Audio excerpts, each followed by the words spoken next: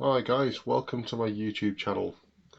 We're chronicling the restoration of my beloved Powell's 46 Dreamfinder. I've had Dreamfinder for 14 years and in that time we've done a lot of work. So she's been re-engined, she's had the hull gel peeled and copper coated, we've had new props due to earth bonding issues, the cabin has been completely refitted, and we've sailed her 540 miles from Southampton round to Fleetwood on the Fylde coast in the Irish Sea. We're now about to tackle the rear deck, which is leaking quite badly, and refit the rear cabin in preparation for selling Dreamfinder and moving on to buying a sailboat to realise my dream of retiring and sailing in the Mediterranean. So I hope you enjoy the channel, and yeah, please, if you like it, subscribe. Thank you. Welcome to this final episode of our trip around from Southampton to Fleetwood. And so far in this journey we've gone from Southampton through to Salcombe in Cornwall, then down to Falmouth where we fueled up, around Land's End and into Padstow. And then we crossed over the Bristol Channel to Milford Haven where we fueled up, and overnight stayed at Skomer Island, which is a nature reserve.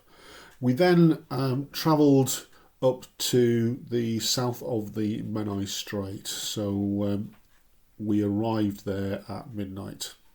The reason for going to the Menai Strait was that I had a conference call with a client in the afternoon, and there was a long-range forecast which said that there will be a storm coming in.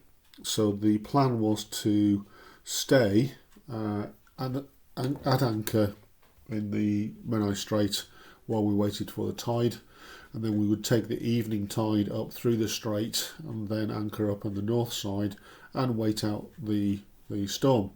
Unfortunately, that is not what happened.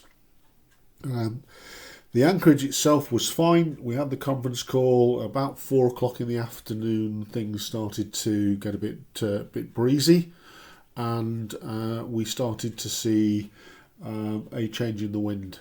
So the wind was then blowing straight over the bar, effectively a southwesterly wind, and it was picking up, and the tide was running. So the waves were actually coming in one direction, and the wind was blowing us at 90 degrees to the waves, and we were rocking. I mean, we were really, really rocking.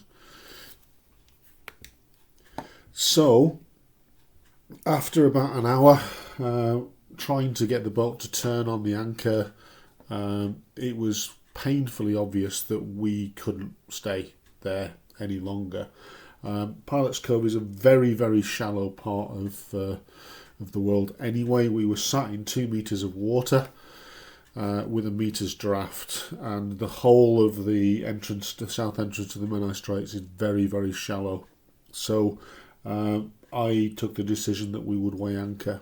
The wind was blowing the rain in a horizontal direction, and it took us 20 minutes to get the anchor up with Svetlana on the controls and me raising the anchor, and I came in absolutely drenched.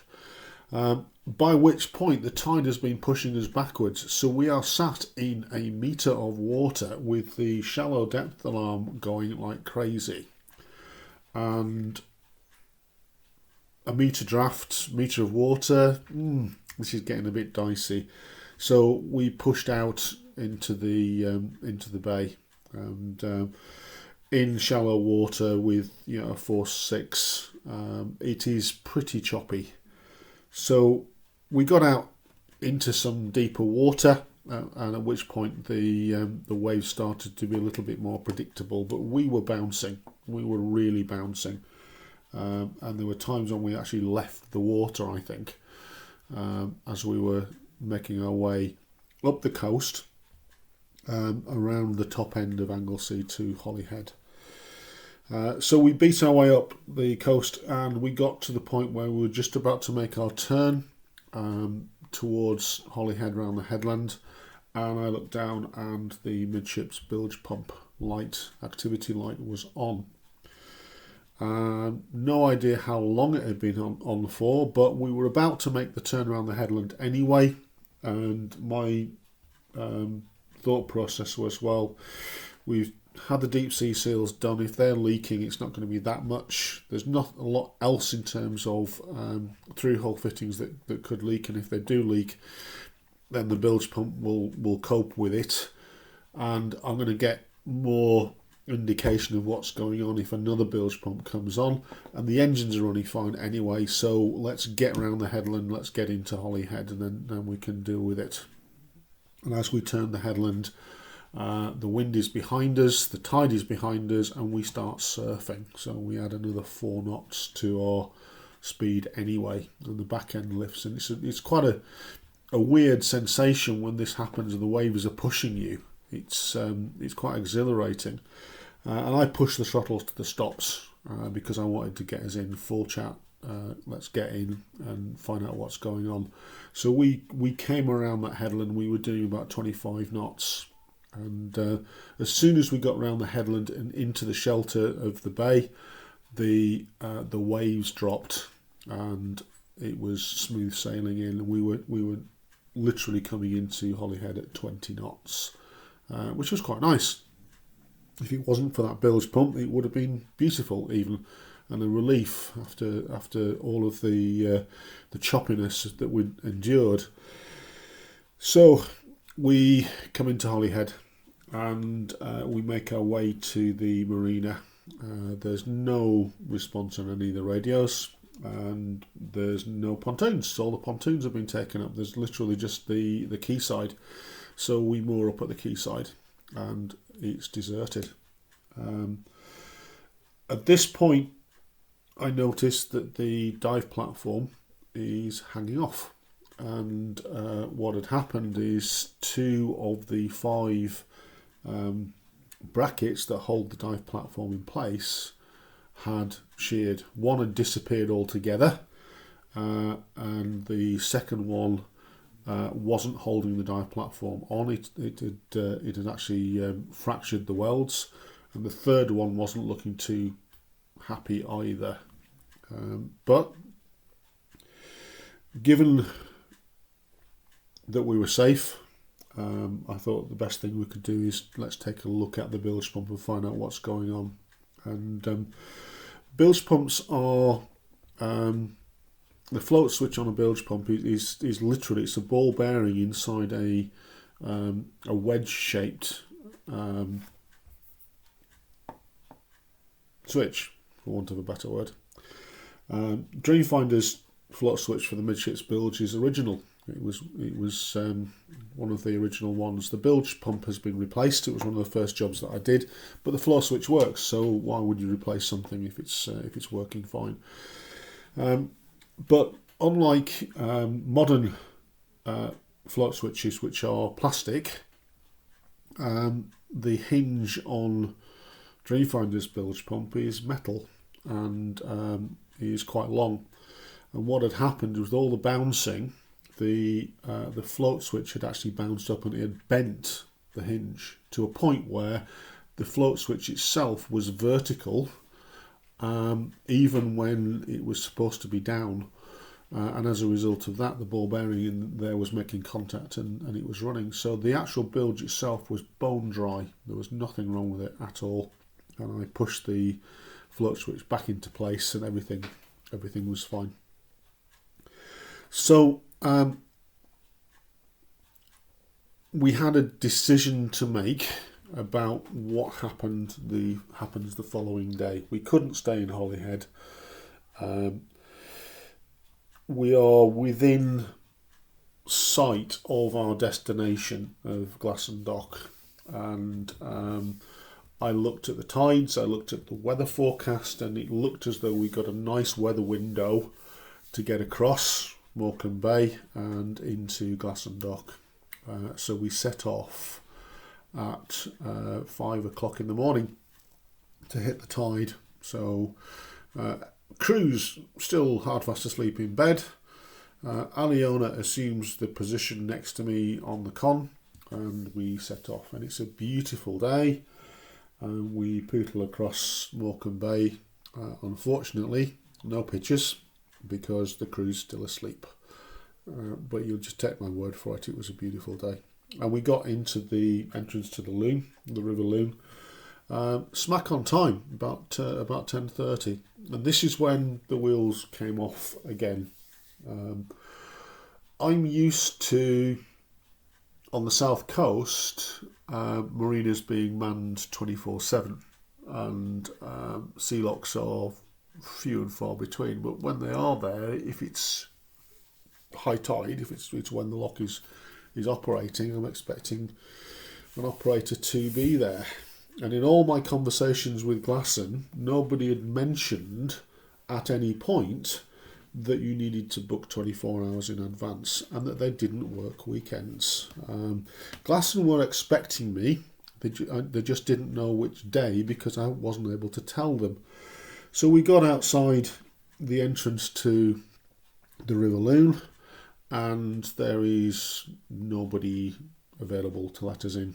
And then the conversation, it transpires that we are also too late for the tide. Now, I still don't understand that because I think we were smack on time. But anyway, so then we have a decision to make. There is a Force 7 due that evening. The recommendation from Glasson is that we go up and we anchor at Peel Island and then we come in on the next tide.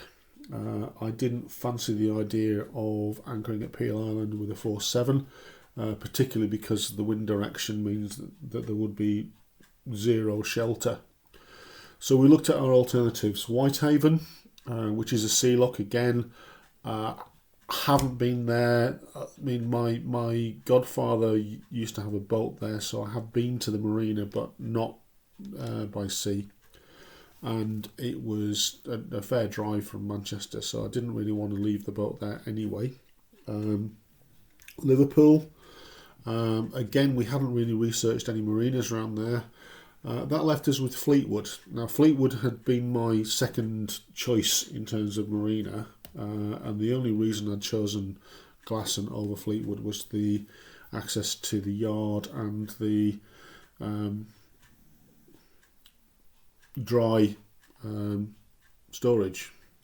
So we contacted Fleetwood, and of course the answer was, well, we are in lockdown and we're not accepting visitors. And so, well, what do I do? Because I've got a crew on board, I've got a Force 7 imminent, and I have nowhere to go. And he said, so are you asking me for safe haven? And I said, yes, I am. They said, oh, good. Right, come on in. So we arrived at Fleetwood, much to everybody's relief. Okay, and we moored up, and there were people to help us with the lines, and everyone was friendly. And yeah, we thought about it long and hard over the weekend, and we thought, we actually quite like it here. Let's stay here. So we signed up for 6 months, and my sister and her family came down to give us a lift back to Prestwich, to Manchester, and we went up the following weekend just to tidy up the boat, and we had a really lovely weekend with the girls on the paddle boards and the dogs swimming in the marina and all that sort of stuff. Nicole, who's Svetlana's niece, who'd been with us on the trip, was on the paddle boards, but she was wearing a proper life jacket, one that explodes when you put it in the water and blows up. My nieces and nephew were wearing flotation devices. Joe, my nephew, had decided that he was going to do backflips off the paddle boards, and I did point out to Nicole that if she did that, her life jacket would go off, but she gave it a go and blew up like a pufferfish. The entire marina was in stitches. We couldn't actually move. There were tears running down our faces. And bless her, she couldn't actually move her arms. She couldn't get out the water. She couldn't get on the paddleboard. I had to go out in the dinghy and rescue her. But fair play to her, absolutely fine, and took it all in good humour. So it was actually really a nice end to the trip. So we did 540 miles in effectively 6 days, and yeah, we didn't quite make our ultimate destination, but I think we actually made the right choice. So getting Dreamfinder into Fleetwood has been a good choice, and I booked her to come out of the water, and then we started to repair the dive platform and get everything ready. But that's a story for another day. So I hope you've enjoyed this, and yeah, if you have, give me a thumbs up, and yeah, subscribe, and I'll see you next time. А выплывают расы песенные. Стеньки, потихонечку сбавляй скорость. Помедленнее, да, смотри, ты сейчас врежешься. Медленно останавливайся. Отлично.